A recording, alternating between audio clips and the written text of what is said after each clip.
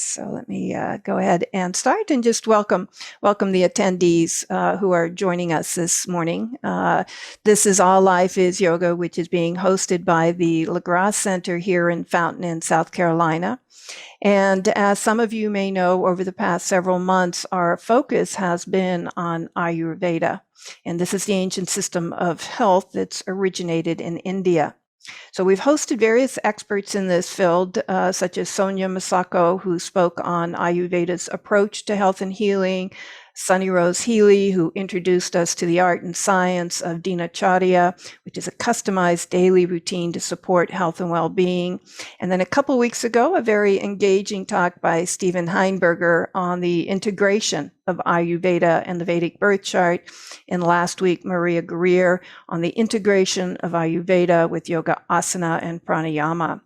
So today we continue this journey and are extremely pleased to have Kashyapa Fisher with us, who will share his thoughts on the future of Ayurveda and how this timeless body of knowledge may best serve humanity at this present moment. Kashyapa is founder and director of Arogya, a New Mexico-based Panchakarma clinic and center for advanced training in clinical Ayurveda and Panchakarma. And I first met Kashyapa a number of years ago, probably 7 or 8 years ago, while living in Albuquerque. And of course, Vladimir has been in collaboration with him for the past several years, working with his students on the Sanskrit translation of classical Ayurveda texts. So Kashyapa, we are just extremely grateful to be hosting you today. And as our attendees will see, he is truly a brilliant and extremely dedicated Ayurvedic practitioner and instructor. So welcome, Kashyapa, and I will just hand it over to you. Thanks so much. I'm also grateful to be here. It's a lovely way to spend a Saturday morning with all of you. So the future of Ayurveda, it's a question that comes up, I think, a lot for students and anyone that approaches it. This topic, which is, of course, ancient medical system. What relevance does an ancient medical system have today, number one, and then is it even going to survive into the future? Does it have any utility for the future, with a consideration of where we're going? So I think it's a nice topic for today.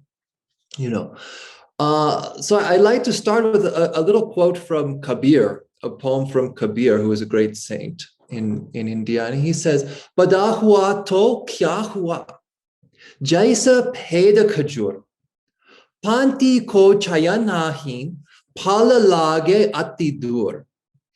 So what Kabir says is, he says, so what? Kabir is always very candid, right?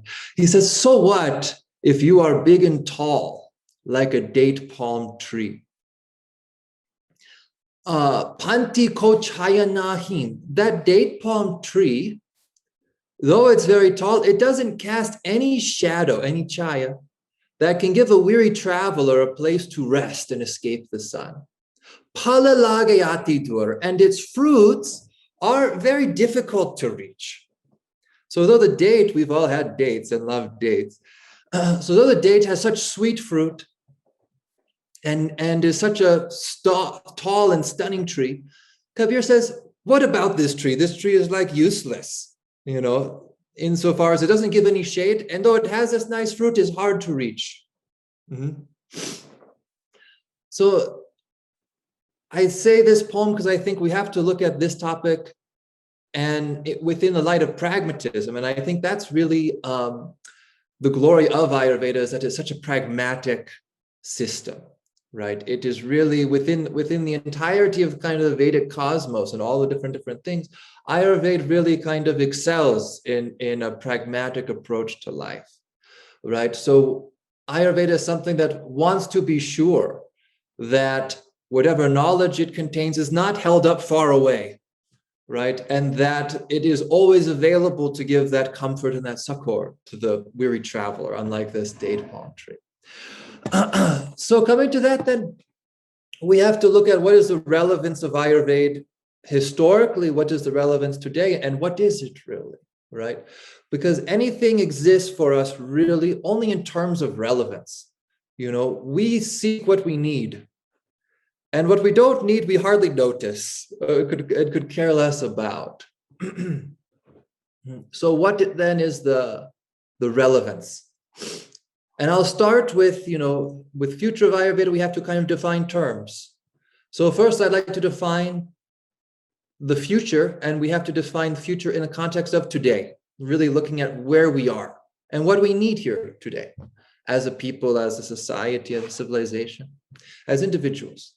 And from there, we can look at what is Ayurveda and what might its relevance be to us now, what might its relevance be to us in the future, and how can it adapt into the future. It sounds okay? It's a worthwhile way of going forward, Radhe? Okay. Wonderful. So, we live in very exciting times, right? We live in which we're having new medical advancements every day. And the presentation of medicine that we are experiencing today is looking already so much different from even 10, 15, 20 years ago, right? And that rate of advancement and technological breakthrough is only speeding up. Right? Now we can do organ transplants we never dreamed of even 50 years ago. Right? We can do organ reconstruction and even organ generation. Right? We have IVF treatments happening for conception. We can do stem cell injections to regrow tissue. Right? So we live in an age of kind of unprecedented medical breakthrough. We also live in an age of unprecedented societal and change and technological change generally, right? We have a digitization of life that is happening. We're all meeting here on Zoom through our computers, right? And having very intimate conversation and exchange from, different places all over the world. And this, gives us a different way of expressing through our minds, and also different mechanisms of being in our bodies. How we use our bodies is day by day so different from how our ancestors used our bodies, even how the generation just before us used their bodies, right? And that is changing the economy of skills, what is valuable in the marketplace as far as what we learn and how we orient ourselves. And has even epigenetic ramifications as far as how our eyes are changing to process light, so many things, right? We live in an age where space travel is already a reality. And we look forward even to multi-planet civilization. We live in a place where our control of internal space is we have an unprecedented ability to control internal space with regards to air conditioning, climate control, all of these sorts of things. We have an age in which we have massive kind of cultural transfusion and change and amalgamation because people have never been able to move about in such large numbers from place to place, right, as they are now. Right? Entire populations that are facing genocide or oppression can up and move now. We have this rise of artificial intelligence, unlocking hitherto yet unfathomed frontiers within technology, within data processing, etc. And we also stand on the brink of the potential of merging that artificial intelligence with human intelligence physiologically. Ecologically also, we live in very unique times. We are in a new archaeological age. This was announced, I think, in the 1960s, based on soil composition. And researchers found that you could take a sample of soil from any place in the world and find two new items in it that hitherto is not common at all. And that is, number one, concrete, number two, chicken bone. It is kind of, that one was surprising, just I guess how much chicken is actually processed, but such that it is in virtually every soil sample we find. Mm-hmm. So that's also showing humanity's impact upon the actual surface of the earth. And then, of course, we're all aware of the reduction of old growth forests, the spread of urban environments, the spread of light pollution, all these different things, deregulated weather patterns. And then, of course, there is the epidemics before us, such as COVID, wars in Yemen, and etc. And these are actually nothing new or nothing novel in any way, but have been with us since the very beginning, these kinds of pandemics and wars and all that. Then today, what is unique about consciousness itself? Perception. What is the current state of that? Now we have this capacity of the macro processing of human experience, perhaps more than ever before, through the internet and the kind of internet of the mind that is before us. And this gives us a potential, on the one hand, to really have great leaps and bounds in our consciousness. Beyond just our individual concerns, we can open ourselves up to the experience of the world. And at the same time, it poses the danger of becoming totally immersed within the realm of ideas and moving further from the physical and from our actual bodies than ever before. Right. And there are some interesting trends that kind of, or data points that kind of illustrate this. For instance, if we look at sex, the GSS survey within the CDC in 2017 found that estimated 36% decline in frequency of sexual activity amongst American adults. But at the same time, we have more than 95% of males and 70% of females use pornography. And so this is, again, this kind of immersion in the world of ideas that people are still thinking about sex as they always have before, but actually having a lot less. And so too, we think about exercise, for instance. There are so many training programs online, but many people are exercising a lot less. And again, because we find ourselves so much more in front of the computer, so much more on the smartphones and like that. So we have the things of our time that are unique and the things of our times that are not unique. But what we do have for sure, the world over, is we have the emergence of kind of a new digital and technological culture that is breaking old established cultural trends and identities and really rapidly creating a new identity regardless of kind of ethnic or national or historical culture. And so sitting from this place of the present, then what do we anticipate for the future? Because none of us know the future. But what do we anticipate from the future? On one hand, with going back kind of point by point, I think medically, there is a bit of enthusiasm and anticipation of, yet further breakthroughs that can really change the way we manage disease, injury, and even longevity. Already we have a greater perfluence of hyperbaric technology, pulse electromagnetic frequency technology, which can really accelerate the rates of wound healing. We have a capacity to perform remote surgeries now and even operate surgeries through nanoparticles. There is the discovery of all kinds of new substances such as NAD+, right, which can stimulate mitochondrial function and regeneration, that gives some glimmer that perhaps we can expand the human lifespan in a radical way well beyond 100 years. We are looking, as I aforementioned, at this ability to link human consciousness to the internet quite literally, right, through the integration of different AI tech with the human nervous system, and have this capacity to perhaps download and preserve identity and mind eternally. We look forward to all kinds of technological breakthroughs to combat and control climate change by manually changing the composition of the atmosphere of our Earth, right? Developing new propulsion technology that can antiquate the combustion engine and operate without burning any fossil fuels, etc.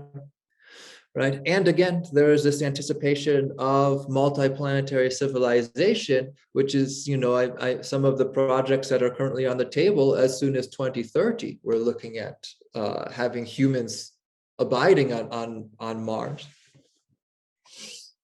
And so all of this potential for forward stride and yet more radical change, which I think our current culture ascribes a certain degree of glory to. No. So some questions here, looking at the future, is one, what makes this so glorious? Is it in fact a forward stride? And is any of this in fact unprecedented or unique? Or within a Vedic perspective, more just of another cyclical pattern of time and humanity? What I can see, and any of you can disagree with me, is that our current civilization, modernity, if you will, is born from this sort of unquenchable desire, an unquenchable need to control our physical environment and to control all aspects of life. There is a certain ethos that while in the past we were at the mercy of nature and circumstance, now, day by day, we are more and more becoming the masters of nature. And through our technology, we can move mountains, drain lakes, travel to the moon, to Mars, create life simulacra, and surely someday we will have complete control. Right? Descartes' vision will be realized, and we will be able to understand every aspect of every point of the universe, and thereby be able to eliminate suffering and any need for labor, hardship, and even mortality itself. And while we may not yet understand all these facets of reality, surely we will. Surely we have at least the basic now essential framework, which within context of Ayurveda would seem to then overcome and antiquate any need for mythos or superstition or any of these kinds of classical and ancient traditions and approaches to thought. Surely we will, before some amount of time, have a synthesis of relativity theory and quantum mechanics, and thereby be able to eradicate all mystery even from creation. And so by this desire, by this need, we are propelled forward as a civilization. But is it again actually forward, and are we actually evolving, is a question that I would like to raise. For in reflection, it is within this context of gaining control over nature and all the facets of life to the point of eradicating suffering, eradicating mystery, perhaps we have already passed our zenith in that. If we go back, for instance, to the 1960s, it was a time of great enthusiasm. I wasn't personally alive, so I can't say, but I could communicate with others and study the history. But really in the 60s, we had beaten polio. We had largely eradicated smallpox, the plague. Lifespan from the beginning of the 20th century had increased by over 20 years in the West. It was a tremendous time, full of optimism. And surely, of course, there is the feeling that we will eliminate cancer next and all these different things. Mm-hmm. But in the words of futurist Patrick Farley, he says, the future has been running behind schedule. Because in spite of our pulse electromagnetic frequency technology, all of this capacity for this increased capacity for organ transplants, etc., the lifespan itself has not really increased substantially since then. And not only that, also we can see that the leisure, the amount of time we have for leisure, for simple relaxation, for time with our families, for spiritual pursuits, is actually continually reducing since the 1960s. Now our successes, in spite of all of our technological breakthroughs, our actual successes in healthcare and in happiness are less, and our crises are more. We have this capacity for organ transplants, but the medical cases that actually require it are very few. We have a much greater success in the delivery of premature births. than ever before. But also as of 2006, 12.5% of pregnancies ended up with premature delivery, which was a 13% increase from 1992 and a 30% increase from 1982. So as we create more solutions, we create more problems also that require those solutions. And more we find that our new breakthroughs in medicine are only controlling symptomatology rather than actually eradicating disease. Now 46% of Americans are obese. More than 34 million Americans have diabetes, which is more than 13% of the population. 1 in 6 Americans take or have taken psychiatric drugs. 50 to 90% of women in America, I know there are a number of people from all over the world, please forgive me, I just have the stats before me from the US where I live. 50 to 90% of women report primary dysmenorrhea. This is a natural function, menstruation, right? And for the majority of women, this has become a painful function, which clearly shows a loss of balance, right, as a species. And beyond that, a growing crisis very few are speaking about, COVID takes all the attention, is that here in the US, 13.1% of women are infertile. Women of childbearing age are infertile. More girls are realizing puberty earlier. There is a decline in egg quality, greater incidence of miscarriage. Again, I already mentioned the greater incidence of preterm delivery, of premature delivery. And this is not unique to women, but men also. The average sperm count since 1973 has reduced by 59%. And this is not unique to men, to women. This is not unique to humans even, but we're finding similar presentations in other species, including alligators, otters, and minks. So in spite of all of our technological progress and innovation, we have a crisis within the realms of healthcare. We have a crisis in fertility. And beyond that, we have a crisis of basic hygiene, how to take care of ourselves. We have a crisis in organizing our schedules and having a time to just be. We have a crisis of identity and a crisis of knowledge that is before us. And our response is, as society is always, it seems, more technology, more control, and more search for the cure, but very little attention to the cause. And so we invest more financial resources, and yet we're getting more and more marginal results. COVID is a tremendous example of this. Without going into any controversy, just look at our results, our capacity to actually control the COVID, right, and go on with our lives, and how much financial resource of time and human energy has been invested into this. Well, with little result, really. And so what we find in this ethos that we have all kind of been born into and unconsciously adopted, as our modus operandi, is this kind of ethos of perpetual sacrifice, a perpetual sacrifice of the present for a hope for the future, that we will have the cure for cancer. There is a very beautiful poem I'd like to read an excerpt of for you from William Wordsworth. This is from his greater work, Excursion, in 1814.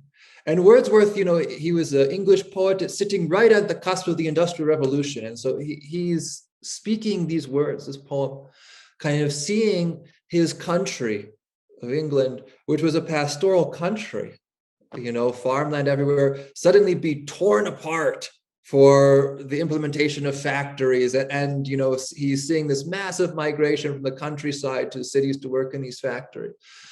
So this is his poem. He says, "With you I grieve, when on the darker side of this great change I look, and there behold such outrage done to nature as compels that indignant power to justify herself." right? That, this propulsion that we have that has caused us to subjugate nature, there is a, consciously or unconsciously, there is a horror in us beholding that, what we have done. And so we have to, there unconsciously, even there's this mechanism of justifying it continually. It is necessary, all the plastic, it is necessary, all the roads.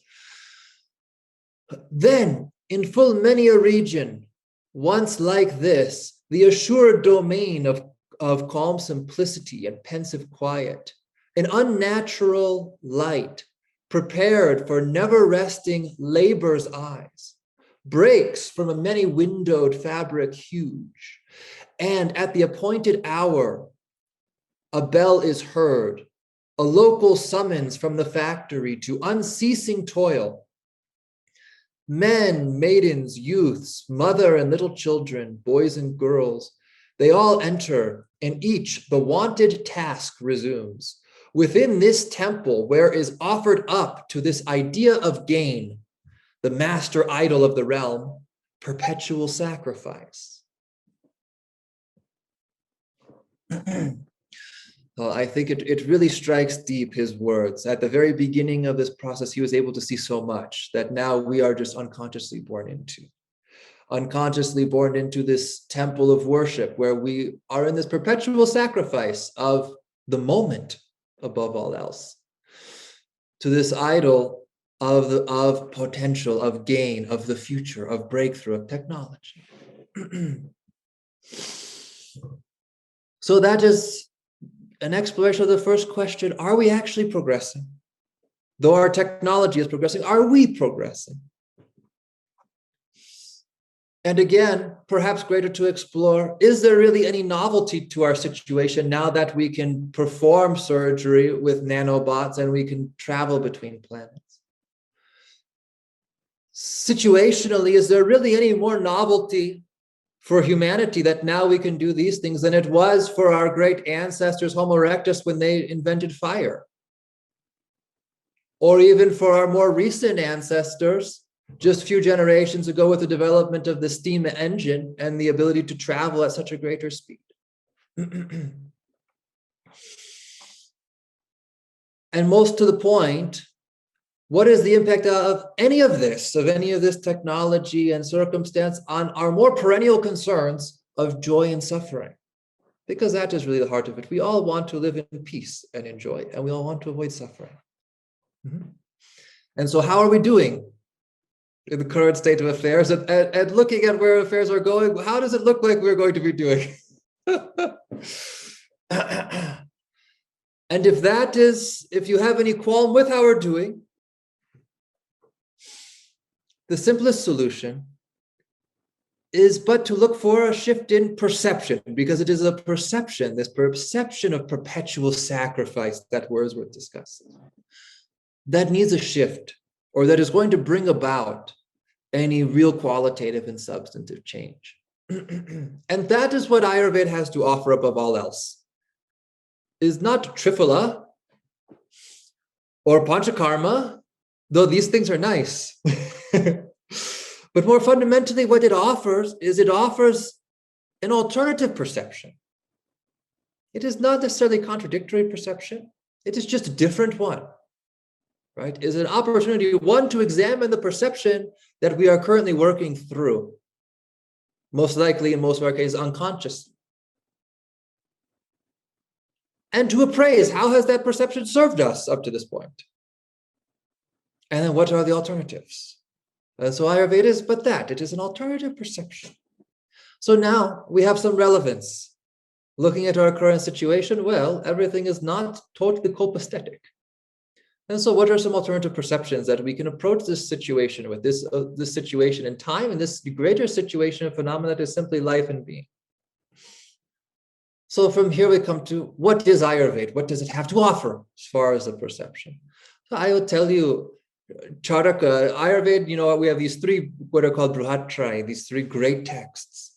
And they are the principal texts we have still. Historically, there are many more than just these three. And even now, there are many more than these three, but these three hold preeminence currently. So one of those is called the Charaka Samhita. So in that, the sage who is speaking, he defines Ayurveda as this. Swalakshanataha sukha sukhatho hita hitataha pramana pramana tascha yatascha ayuhu yanyayushyani cha dravya guna karmani vidayati ataha apyayurvedaha.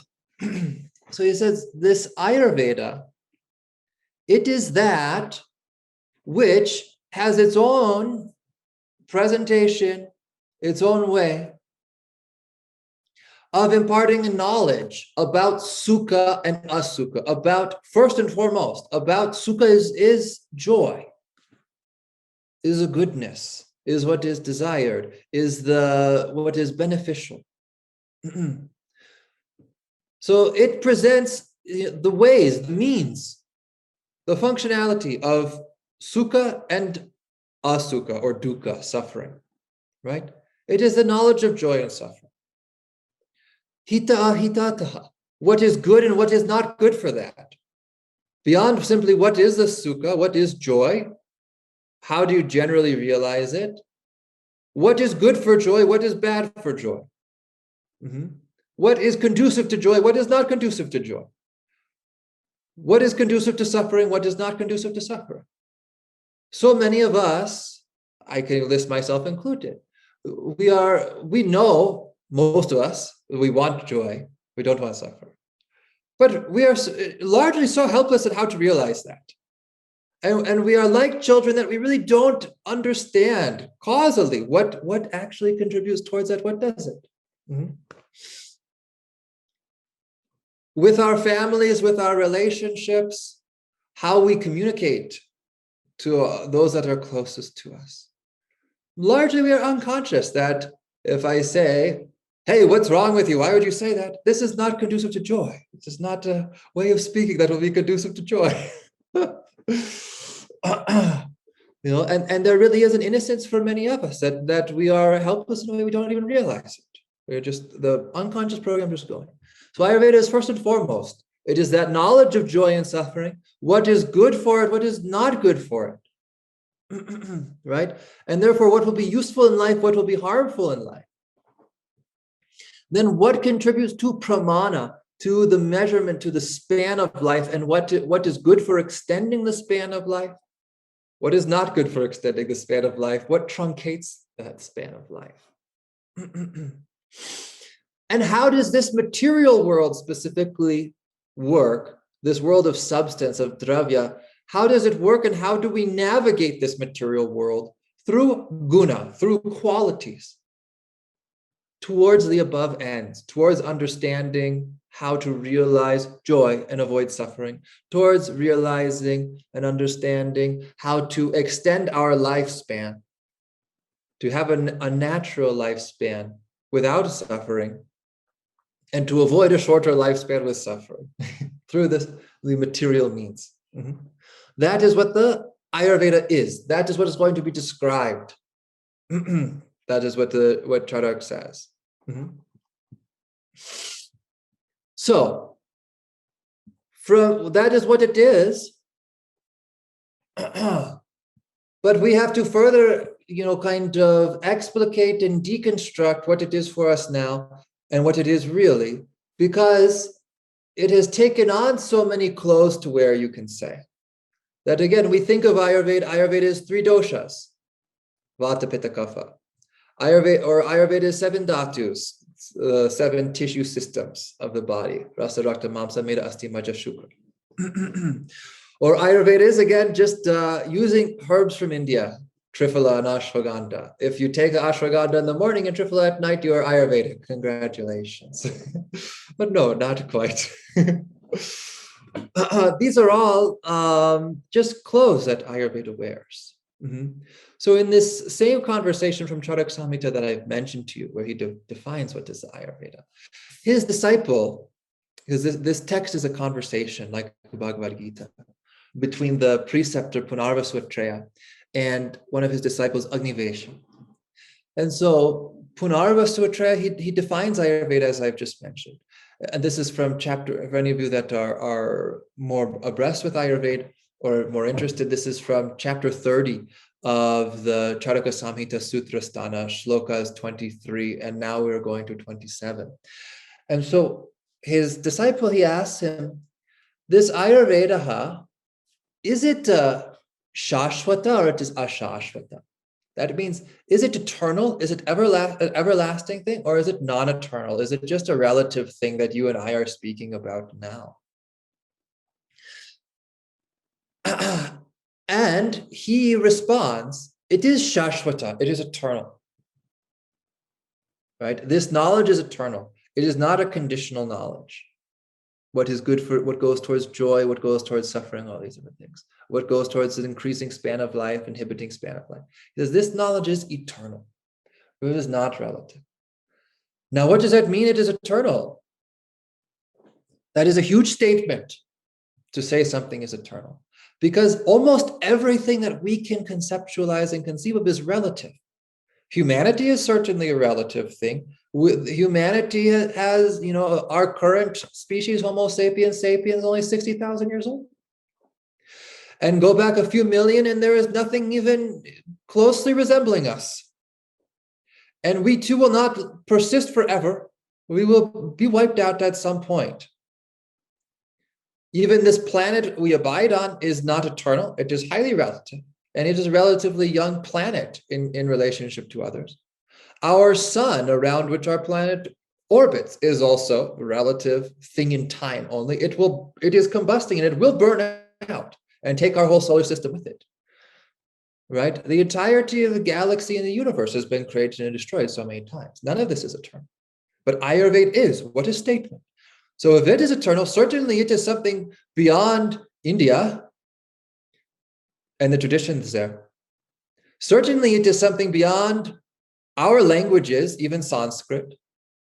Certainly it is something beyond humanity. So what is it then? And how can it be such a eternal? So for time's sake, I won't read entirety of the shloka to you, but I will just sort of summarize. The first thing that Punarvasu says is, he says, it has no beginning. Right? It is eternal because it has no beginning. It is eternal because it deals with the swabhava, the inherent nature of Brahman itself. Brahman here meaning the biggest possible thing, right, of creation. And he says that within the srishti, within creation, within Brahman, there are continual manifestation. And while all of those manifestations are constantly changing, there are fundamental processes of expression that are the same.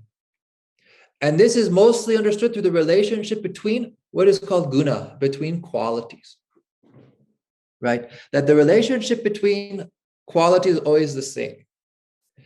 Most essentially, that like qualities increase the expression of other like qualities, and opposite qualities work against each other. So one metaphor for this is, you can say that in parentheses, xy in parentheses, squared, xy squared, xy being in parentheses, is equal to x squared times y squared. It's true. It's true.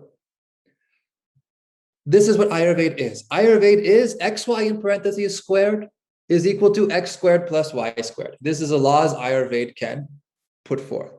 You can change x and y with any integer, right? But this will hold true. And so too, you can have humans, animals, Earth, Mars, all different kinds of possible presentations of creation as x and y. But what Ayurveda exists to describe is this greater relationship between qualities and between phenomena. That is just an introduction and jumping off point, of course, that it is a 5-year course of study from there, right? To understand those qualitative relationships that are in fact eternal. We don't have the time to go into it now, but I just want to give that to you so you have a more core essential understanding of what it is that Ayurveda is offering, that is so much beyond just these superficial concepts of Vata, Pitta, Kapha, and like that. So looking at the future, as practitioners now, already we are in crisis because we have a dependency upon our predecessors with medicines, etc., and with the environmental changes that we see, even the ability of certain medicines is becoming antiquated. Medicines are becoming extinct, plants are becoming extinct. And of course, new things are coming. For instance, the herb Jatamamsi or Kushta, Saucerea lapa, is used in so many formulas in Ayurveda, and it is on the CITES list now, and certainly it's not going to survive more than a few more decades, period, on this planet. Right. So already the Vaidyas, Ayurvedic practitioners, will say, what are we going to do? How will we continue to practice Ayurveda?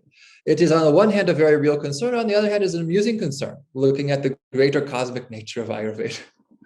There's a story, of Nagarjuna Maharaj, he was a physician to the Buddha, and he was a great Vaidya, a great Ayurvedic physician. And he was studying Ayurveda with his guru, with his teacher, and with other students. And at one point, his guru said, I want all of you to go out from the ashram here and find a plant or substance that is not a medicine, that cannot be used medicinally. And so they all go out, and they go 10 minutes into the forest and come back. Others, they go a few hours in the forest and come back. Others, a day or two and come back. And now many days have passed, and still Nagarjuna hasn't returned. And the guru says, where is he? And sends all the other students out to find him. And they bring him back, and he's crying, and he's very disappointed. And the guru says, where were you? Where have you been? How come you haven't found anything? Why are you so disappointed? And he said, oh, Guruji, I'm so embarrassed and ashamed, but I looked everywhere and I just couldn't find anything that couldn't be used medicinally. And so this story, it is a beautiful story, but what it illustrates is, again, this principle of the eternal, of how Ayurveda is eternal, because regardless of tradition, the tradition of using triphala, the tradition of using chawanprash, right? There is nothing but potential, right? Ayurveda is the perception that unlocks this perception of unbounded potential in all things. So certainly through this lens of perception through qualities, the Ayurvedic physician can meet any new technology, can meet any new medicine, can meet with metformin, lisinopril, can meet with the hyperbaric chambers, with the red light therapy, all of these things, and appraise the qualities of that instrument or of that medicine. And immediately then it is Ayurvedic. Immediately then we can continue with this greater tradition that is not bound to country or place, or even to history. I'll say one more thing and then hand it over, because I know I speak too much and we're at 8:46. But a kind of greater kind of insight on what this Ayurveda really is, and therefore how it will move with us into the future, is with its purported origin. So in asking, where does this Ayurveda come from?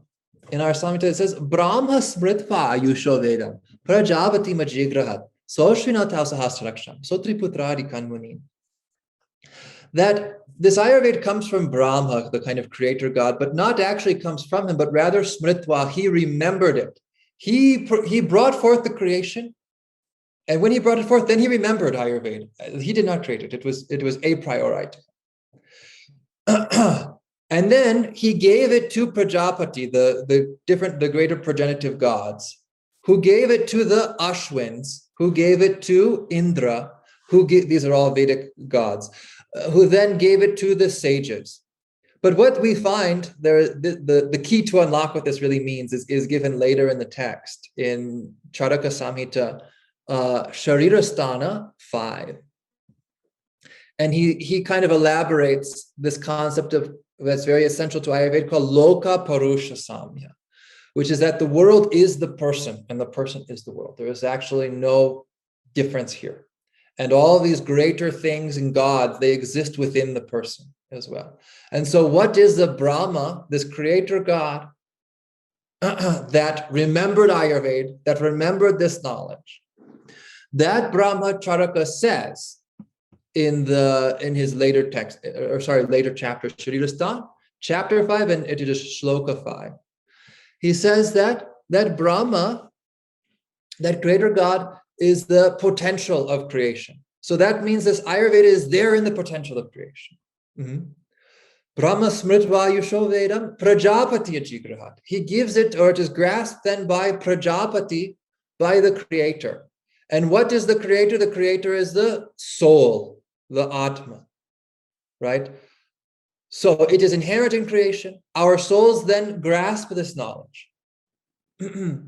Then Prajapati gives it to Ashwin Kumars. And the Ashwin Kumars, he says in this later chapter, what are they? They are the prana, they are the life force, right? From the soul, the life force gets this knowledge. And from the Ashwin Kumars, they give it to Indra. And Indra is equated by Charaka with Ahankar, with the ego. From the life force, our sense of self, the ego, it gets this knowledge. And from that, it is given to the sages, who represent sense faculties, etc., etc. So this is not actually historical origin. It is an ever dynamic birth of this knowledge. So it cannot be lost by the future, and it has so much to give to the future. And most importantly, what it has to give is this loka purush samya, this understanding and this perception that we are not separate parts, that our skin is actually not a threshold or a barrier between us and the world, that there is actually no within and without, that this is all a continuum of interrelated phenomena, and that whatever happens on Mars, whatever happens in North Korea, that affects me. And whatever happens in me affects all of that this is all a continuum. And Ayurveda is, above all else, that knowledge of how to navigate this continuum. So last thing I will leave you with is, what does that mean practically with recourse to disease, with recourse to management of medicine, and with recourse to management of ourselves and relationships? This is also from Charak Samhita, but from his Nidanastan, chapter 7, and it is the 21st shloka that I'd like to share with you. He says, Prajna aparadhata sambhute vyadhau karmaja atmanaha napi shamsed budho devana pitruna api rakshasana atmanameva manyeta kartaram sukha dukhayo tasmat shreyaskaram margam pratipadyeta no traset. So he says that all diseases, whether they seem to arise from some action, or whether they seem to arise as if from your own karma or from yourself, that it was genetic, right? Actually, all of the disease and all of the suffering, it is nothing but prajna aparad. It is arising from nothing but the going against the true wisdom, right? Having the wrong perception. He says that the devatas, the gods, we can't blame the gods for disease and suffering. Our ancestors, the Pitrus, we can't blame our ancestors who gave our genetic code. We can't blame them for the suffering, for disease. Even the Rakshasas, the demons, the COVID, we can't blame that for the suffering and for disease. It is all coming from the wrong perception. Therefore, the only practical way forward is through this identification of ourselves with the world, and therefore holding ourselves responsible for all of our sukha and dukkha, for all of our happiness and misery. Knowing that this world is nothing but us, and therefore holding ourselves responsible, we should ever seek to follow the path of welfare for all things with no apprehension. And so with that, may it be a prayer for us that we can all imbibe the practical elements of this philosophy and create a bright future together. So thank you so much for that. And now, Vladimir, Radhe, excuse me, any Yeah. questions that I'm available for. And thank you. Thank you so very much. And if any of the attendees have a question, you could just type it in the chat or the Q&A. And I will just ask a question as I'm listening to your wonderful explanation and insight about Ayurveda. You have a Panchakarma clinic. You run an institute there. So as people come for medicine, for cleansing, for purification of the body and the senses, and obviously coming for a treatment and herbs, how do you impart and share with them this knowledge that you just shared with us that is so much deeper than the outer treatment of the senses or of the body or even of the mind? Is there a place during that week or 2-week panchakarma that they get to, that you get to share and they get to assimilate this wisdom? Sure. And this approach, this perception? It's a very beautiful question. Thank you for that. Radhe, I think that is shared most simply in the space of hello. Right? Because again, it is a shift of perception, and that perception has to radiate through and manifest through every element of practice. Right? And so that perception gets shared from simply walking through the door. And through all of these treatments. It's not a conversation. There are many conversations, but it's not transferred through a conversation. It's transferred through every interaction, right? And it is transferred through that kind of greater exploration of what is disease. And also, the nice thing about Ayurveda and about, that it is largely expressing through this physical world, through substances, through herbs, through treatments, panchakarma, is that we can use the physical to initiate that shift of perception, even without the conversation. And I'll say, in our clinic, a great majority of the people that come do not come because they have any interest in Ayurveda. They come because they're suffering. And they come because they're suffering, and they come because nothing else has worked. So they don't care that it's Ayurveda from India or if it was, some other system from Nigeria. They don't care. They don't have any interest in that. They're just coming because, they've tried everything else and someone told them, maybe you will get relief here. And so we are able to have this conversation and this journey together, often without using any kind of Sanskrit terminology or discussion of these texts, right? But really through the treatments and through the most essential communication. I'll share one story with you. There was a woman that we treated recently who had an unidentified autoimmune disorder, right? So no one could give her a diagnosis of what she has. And she had been to many specialists around the US. And symptomatically, what she was having is that about 3 to 4 times a week, she would have very violent bouts of diarrhea and vomiting that would then progress to just dry heaving and distension. And this would last for several hours at a time and be totally debilitating. And after every bout, she would be exhausted for at least a few days. But it would happen several times a week. So that means she's been exhausted for about 20 years. Right. And again, no one could give her a diagnosis. What's wrong with her? And she did all kinds of treatments. Nothing gave her a result. So we started working at a distance with herbs and fundamental things with the Dinacharya, which, who was it? You said Maria or Sunny shared with you guys, and diet, etc. And then she came for Panchakarma.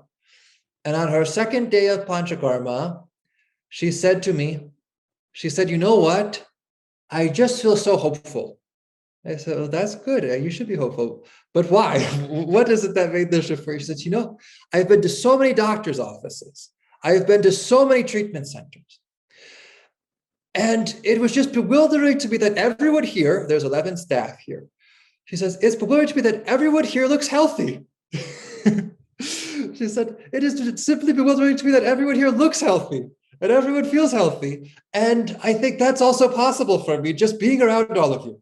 I said, wow, that's great. And sure enough, not simply by that, but by greater means also. Within 1 week of her panchakarma, and I'm not saying we can cure everything, but within 1 week, she was jogging. She'd never had the energy to hardly even move around and perform basic daily tasks. She was jogging. Now she's getting ready for a half marathon, and that is a closed chapter of her life. Mm-hmm. Amazing. Absolutely amazing. So that shift in perception occurred because of the perception that was being held within that environment of your clinic by yourself and others. Yeah, sure. Beautiful. And again, we can shift the perception of the body, of the cells, right, through certain treatments, because they also have perception. Sure. Absolutely. Good. Anyone with questions, or Vladimir, question, comments? Or I see HP, who is owner here of the center and of our university, has joined too during the talk. Any questions or observations? Right. I can give an observation. I noticed one interesting thing when I was in Arogya clinic, and we had long discussions on how Ayurveda works and what it means. And I noticed very interesting thing that Ayurveda works as if, through Kashyapa, observing you, Kashyapa, how you think. You always think from bigger picture to from bigger principles towards so you have to recognize that higher or deeper consciousness within or above, which kind of connects you to the physical reality. In a way, it has to be cognized, it has to be somewhere linked, and once it is linked, you could proceed looking for the answers. And there can be many answers. Also, it's very interesting. Many different approaches, which may be less or more effective. And you are tuning to that everything has to be tuned finally. And then it's done. It's quite amazing. Mm-hmm. So it's all consciousness related, perception related, as you were speaking today of. It's that ashashvata knowledge. Sure. If we look at the cause of disease, and even if you want to say the cause of, atherosclerosis is, a diet that, increases cholesterol levels too much. Right. But then prior to that substance, the butters or trans fats, etc., that is increasing cholesterol. What is the desire for that? Why is there a desire? And then what informs the method of purchasing it, the method of preparing it, the method of moving it from plate to mouth, right? All of that is the perception, right? And all of that is the grounds for transformation. Good. Thank you. We have just a couple comments of gratitude. Seema, thank you for your thoughts and valuable lessons. Aurelio, a wonderful exposition of deeper and universal background of Ayurveda. Thank you. And we do have a question that's come up. What would be the best way to bring this knowledge and wisdom tradition into education? Can that happen institutionally, or does it depend on the transmission in the guru-shishya tradition? And this is Aurelio. Aurelio, thanks for the question. That's a beautiful one. And I think I really think it's essential knowledge in institutions. Whether you want to call it Ayurveda or not, or call it Ayurveda or something else, I think it's something that our children especially are really lacking, is just any instruction in how to be. They learn mathematics and English and Spanish and history and all this, but they don't learn how to simply be with themselves and how to navigate this physical world. And now, at least when I was a kid, and I was a kid not that long ago, okay, I'm still kind of a kid, but at least when I was a kid, we had home ec of don't put the knife in the dishwasher with the point up, right? And that's also mostly, in my daughter's school, she doesn't have home ec, right? That's all. Even this basic stuff is leaving, and people need it in such a great way, right? In such a great way. It is the root of so many things. There's a terrible need for it. And I think with Ayurveda, it is not needed in a Guru Shishya environment. And in fact, perhaps of all of the Vedic Vidyas, Ayurveda is unique in that it is considered a Yukti Pradhan Vidya, and the transmission of it is not through the Guru Vakyam, not through the mouth of the Guru, but through the Samhita, through the texts that have been passed forth. So, on the grosser level, even in the Charaka Samhita, there's a story that when Agni Vesha produced this text, it was considered to be the first one. Like when he wrote it down, all of the gods and all of the potentials, they started celebrating, and they saw that this is very good for humanity. This is essential for humanity, and because it is so essential, it cannot be entrusted even to the gurus. It cannot be entrusted to anyone because it is so essential, right? And so all of the gods and all of the gurus and all of the sages, they all put their Shakti, they all put their energy and their consciousness into that text so that that text would last through time, right? And be always available to people without having to go see the guru in the ashram, right? And then again, at the deeper level, it is this ashashvata, it is this kind of inherent knowledge that is had from the exploration within into our true nature, right? From the creation to the soul, to the ego, through the senses. It is that knowledge which arises. And so it is ever present and available, actually. What is not available is that space within our lives to reflect and realize that. I really think it should be taught from day one of life. and through whatever institutions it can. Great, and we do just have a couple more here. If you've got a few minutes, Kashyapa, is there a recommended book to read to learn the foundations of Ayurveda? Oh, that's the most difficult question so far. The ultimate jewel is the Charaka Samhita. Mm-hmm. But it is not so approachable by most.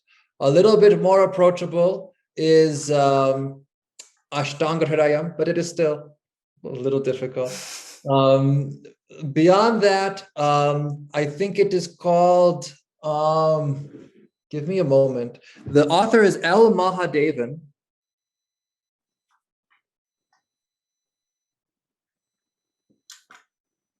And I forget if it is called a beginner's guide or simple Ayurveda. Just give me one moment to look it up. Sure, no problem. And also, while Kashyapa is looking that up, I have put our website URL, www.lagrassecenter.com, in the chat box. And this talk is being recorded and will be posted in the next 24 hours. And so if you want to re-listen to it, and also I put my email address, rade@lagrassecenter.com. If you have any other comments or questions or feedback, please feel free to email us. Go ahead, Kashyapa. It's simply called Ayurveda for Beginners by L. Mahadevan. That's Mahadevan. For beginners. Perfect. Okay. And then it is the problem that we find is we find too many interpretations that go away from the real kernel of what it is. And his Ayurveda for Beginners is very simple and straight to the point. And it allows you to realize the interpretation through your own experience rather than kind of suggesting that. Perfect. So we'll take just one last question here. Does Ayurveda have an answer to the misconception and suffering created by COVID? I know, sorry. That's sort of what we started with also. Radha and I were talking a little bit about that. I think one thing that COVID really shows, without kind of getting into the pathophysiology of COVID from a allopathic or Ayurvedic perspective. But one thing that COVID really shows, and I think it can be considered as a great blessing in this regard, is just the infinite world we all live in, actually, right? Which is revealed by our response to it, right? I think that what the first thing. Oh wow! We could speak for 2 hours. We spoke for 45 minutes on the future of Ayurveda. We could speak for 2 hours on this question. There is. I'll just share this. There is in Charaka Samhita Vimanasthana 4. There is a discussion of what is called as Janapadudvamsa, of the things that affect the people in a wide spectrum, right? Like like epidemics and pandemics. Mm-hmm. So that is where Ayurveda discusses it, is in this concept of Janapadudvamsa. And of course, I mentioned in the talk, there is really, perhaps COVID was engineered, perhaps it wasn't. Perhaps it was engineered on the, molecular level. Perhaps it is a naturally occurring thing. Right? Perhaps it was our response to it, government by government, society, was engineered, or perhaps not. Perhaps it is just the response. Who knows? And who will ever know? Really, right? So that is the first thing, is to realize who will ever know. And so we have to first attenuate ourselves to being comfortable with that unknown. Okay, that is the first thing. But in this Janapadudvamsa, in looking at the factors that are responsible for epidemics, because epidemics is nothing new. COVID is really, things like COVID is nothing new, right? We had the Hong Kong flu in 1967, right? We had the Spanish flu before that. We've had so many countless plagues and pestilences, in the history of humanity. No one can even tabulate it. So it is nothing new. So in looking at this discussion of Janapadudvamsa, first, what are the causes within Ayurveda? The cause is not being engineered in a lab or arising from a meat market. That is never the cause within Ayurveda. What is the cause fundamentally in Ayurveda? It again goes back to this idea of loka purusha samya, that I am the world is me, right? The fundamental cause is the loss of dharma. That is stated explicitly. That when people go away from proper action and harmony with themselves, with their relationships with society, and with nature, the response of nature is plague, is epidemics, right? It is a natural, immune response of nature, that when humans start to move away from dharma, there will be, for sure, the epidemics. Just like if we go away from proper lifestyle and dietary things, we will get fever. Okay? If you stay up all night working or this or that, and take substances which are harmful for you, and the likely result is that you get sick. Mm-hmm. So that is just the macro manifestation of the same, this COVID, right, this epidemic. So this is the first, most explicit thing that Ayurveda says, or Charaka says, in chapter 4 of his Vimanasthana, in the topic of Janapadudvamsa, that when the Dharma is lost, there will be the epidemics, period. So that is a causative factor in Ayurveda's vision, is this loss of integrity of this most fundamental relationship. So that is the first thing on the concept. Then, how to manage it. And this part is even more interesting. The preceptor, Punarvasutreya, he says, we should always anticipate that these epidemics will come. And therefore, during good times, we must make medicines and store medicines that have great potency so that we can use them in bad times, right? So whenever there is a good time, we must harvest that good time. So we have to always be producing medicines and saving medicines that we can use at these bad times. Because the greater concept of Ayurveda too, and we're starting to bleed into a different topic, but that is, again, coming to these kind of qualities of matter, is that, it's not simply that a herb like ashwagandha has quality, okay? That it is sweet and pungent and bitter in taste and Those are certain qualities, but also that substance and any substance is also qualitatively affected by the spirit of the times. So that means that if there is a lack of dharma, that vibration of adharma is radiating into the ashwagandha that's growing, correct? So Ayurveda takes appraisal of that. So the ashwagandha that's growing at a time when dharma is flowing in a good way, right? When the stars are arranged in a beneficial way, that the soma is coming down to the earth, it has to be harvested then and saved for the future, for when the times will change. So it has that potency, that kind of energetic potency. So he gives the instruction, you should, harvest all of these medicines that produce these medicines in the good times, specifically to use for the bad times, for the epidemics. But then further, he says, then how should the Vaidya, the Bishak, the one who is practicing medicine, who's going to be interacting with the patients that are suffering from epidemics, how should they compose themselves? What should they do to protect themselves? The student asks the teacher, okay, we keep the medicines, and how do we protect ourselves as we go like that? The teacher says, basically, he doesn't say anything that you should wear gloves, or you should avoid the patients, or you should take this special herb. He says you should practice yamas and niyamas. That you should practice santosha, peacefulness, right? Don't expect peacefulness. It is a practice. You have to make yourself peaceful, right? So he says, and that is a profound statement. It is really a profound statement. It is easy to just say practice peacefulness. Yeah. Okay. I'll say Om Shanti, Shanti, Shanti once a day. No, but that means you are responsible for your peacefulness or not. So if you're watching MSNBC every night at the new COVID numbers, or getting angry about how this politician's handling it or that politician's handling it, this is not going towards santosha. This is not going towards peacefulness. And this is depriving you then of your resilience and immunity, right? So you have to take responsibility, not just for what you eat, but also for the data that you consume, right? The media that you consume, the conversations that you have. If this conversation is going towards anger, it is depriving you of peacefulness, it is depriving you of integrity and resilience. Right? If it goes towards fear, it is depriving you of those things.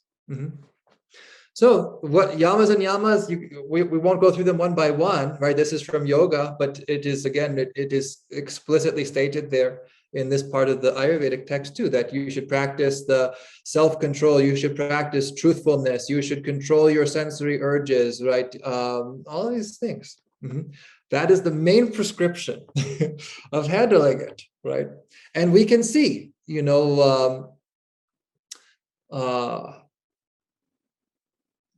I won't go too into it because, again, it is material for hours, but we received a number of COVID patients here in our clinic, right? And it's not that we have any miracle cure or anything like that, but overall, none of our patients, even my very first COVID patient was in January of 2020, and we didn't even realize they were a COVID patient because it was so early on in the pandemic. And that person was 200 pounds overweight and had a history of pneumonia and was diabetic, like as high risk as it gets. And that person was around 70 years of age. About as high risk as it gets. And not only was that patient managed quite easily, but we all interacted with that patient, myself and my staff. Again, at the time, I wasn't trying to be brazen or anything. We didn't know, right? It was too early in the pandemic for us to even think, oh, this might be a COVID person, right? They weren't even doing the PCR testing really, it was available, but it was, at that time, it wasn't like you could just go and get the PCR test. You had to make an appointment, and there's days wait, etc. So that person was managed, and none of us that interacted with that person got COVID. Right. And so I'm not trying to say, don't worry about it, just go and like that, but I think there is a great utility in these yamas and niyamas and in that power of perception. So hopefully that's helpful. Again, it is a conversation that go on for a very long time with Ayurveda and COVID. Yeah. Thank you so much, Kashyapa. We really appreciate you staying over to answer these questions, and for sharing your wisdom and your profound approach to life, to spirit, and doing Ayurveda a great justice. So very much appreciate it, and hopefully we will continue this dialogue with you in the future. Okay, thank you so much for Good. having me. Thank Thank you. you. Thank you, Kashyapa. Namaste. All the best.